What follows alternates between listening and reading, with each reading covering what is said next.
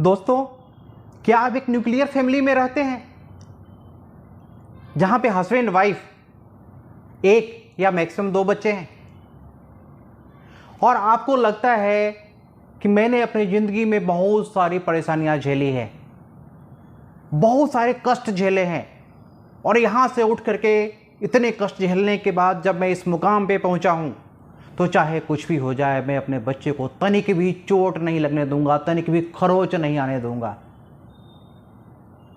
दोस्तों, अगर मेरे सवाल का जवाब आपके पास हाँ में है तो आज का यह वीडियो मैं संजीव शाही, एक मोटिवेशनल स्पीकर और लाइफ कोच, स्पेशली आपके लिए बनाया हूँ।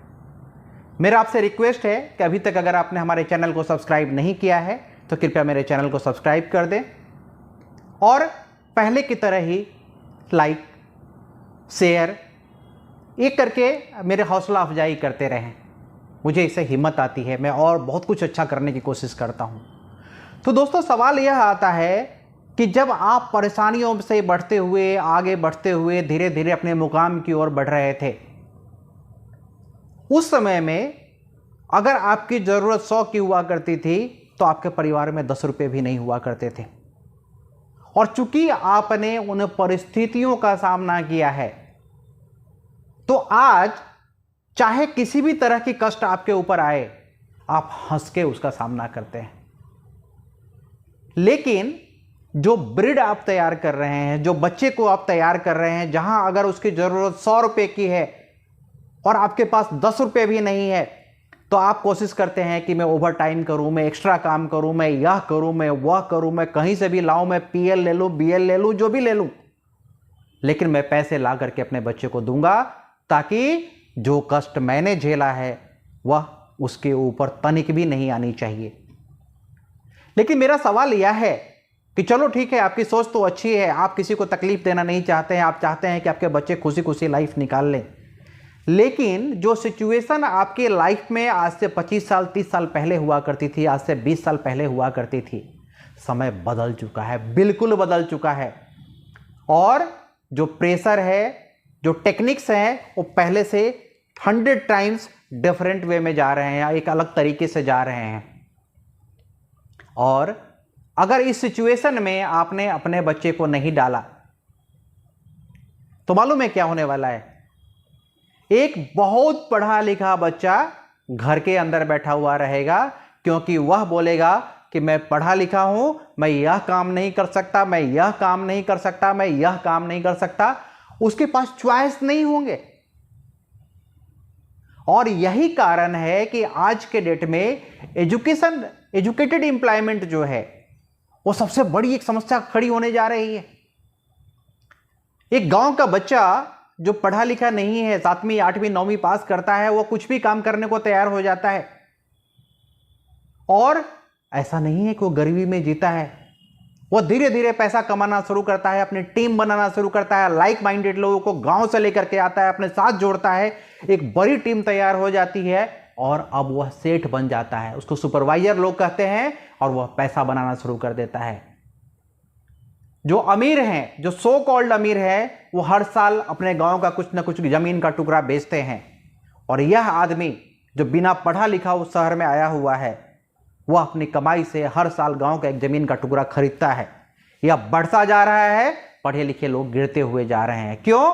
क्योंकि उन्होंने सिचुएशन में जीना नहीं सीखा है। उनको यह लगता है कि मैं यह पढ़ा हूं तो मैं इसी काम के लायक हूं और मैं यही कर सकता हूं। उन्होंने अपने दिमाग को इससे में ट्यून कर लिया है कि वह इसके आगे कुछ सोच ही नहीं पा रहे। जबकि आपका दिमाग एक मशीन है, एक कंप्यूटर है, आप इसको जिस वे में ट्यून करेंगे वह यही सोचना शुरू करेगा। आप देखेंगे कि बड़े से बड़े जो रिसर्च हुए हैं, किसी ने यह प्लान करके नहीं गया था कि मुझे यही करने के लिए जाने का, अचानक से कुछ हो गया। जो बहुत बड़े बड़े लोग आपको महानगरों में मिलेंगे, अगर आप उनसे उनकी कहानी पूछेंगे तो वो आपको यही कहेंगे कि मैं एक जमाने में अपने घर से भाग कर निकला था, घर में ये प्रॉब्लम आई थी, मैं ट्रेन पकड़ लिया, बॉम्बे पहुंचा, दिल्ली पहुंचा, कलकत्ता पहुंचा, कुछ करना शुरू किया और आज मैं एक एम्पायर का मालिक हूं। जबकि एक पढ़े लिखे से पूछेंगे कि भाई तुमने इतना ज़्यादा पढ़ाई कर लिया हुआ है, तुम ग्रेजुएट है, पोस्ट ग्रेजुएट है, उसके ऊपर पीएचडी भी कर चुका है, तुम क्या कर रहा है, तो वह बोलेगा मैं अपनी मनपसंद नौकरी खोज रहा हूं। वह मन पसंद क्या है ये आज तक किसी को समझ में नहीं आया, और यही कारण है कि ज़्यादा पढ़े लिखे लोग हमेशा एक मीडियोकर इंसान होते हैं। अगर आप मेजॉरिटी देखोगे तो जिसके पास बहुत ज़्यादा डिग्री है, लोग कहते हैं पढ़ा लिखा बेवकूफ़ है, क्योंकि वह एक मीडियोकर इंसान होकर के रह जाता है। वह दूसरे को कंसेप्ट दे सकता है, लेकिन उस कंसेप्ट पे खुद काम नहीं कर सकता है। इसलिए मेरा आपसे आग्रह है कि बच्चे को आप पालें, अपने तरीके से पालें, लेकिन उसको सुख दुख, ठंड गर्म, हर मौसम का मजा लेने दें। आप बाज को देखते होंगे, जब ईगल का बच्चा होता है तो उसकी माँ उसको लगभग 8000 मीटर ऊपर ले जाती है, जहाँ एरोप्लेन उड़ता है उसके भी ऊपर लेकर के जाती है और बच्चे को छोड़ देती है। जब बच्चा गिरना शुरू होता है, नीचे गिरता रहता है, गिरता रहता है, गिरता रहता है, और कोशिश करता है कि मैं उड़ जाऊं, मैं बच जाऊं, मैं उड़ जाऊं, मैं बच जाऊं। और जब वो लगभग जमीन के 100 मीटर ऊपर होता है, जो उसकी माँ होती है ईगल, वो सामने से आकर के अपने पंखों में से छुपा लेती है। और यह प्रोसेस बंद नहीं होता है, यह प्रोसेस बार बार होता है। ये तब तक होता है जब तक ईगल के पंख में जान नहीं आ जाए और ईगल हवा में उड़ना नहीं शुरू हो जाए, वो वादियों के ऊपर जाना ना शुरू कर दे। तो दोस्तों, आज के समय में बच्चों को पढ़ाना और बच्चों को एक अच्छा संस्कार देना, दोनों में फ़र्क है।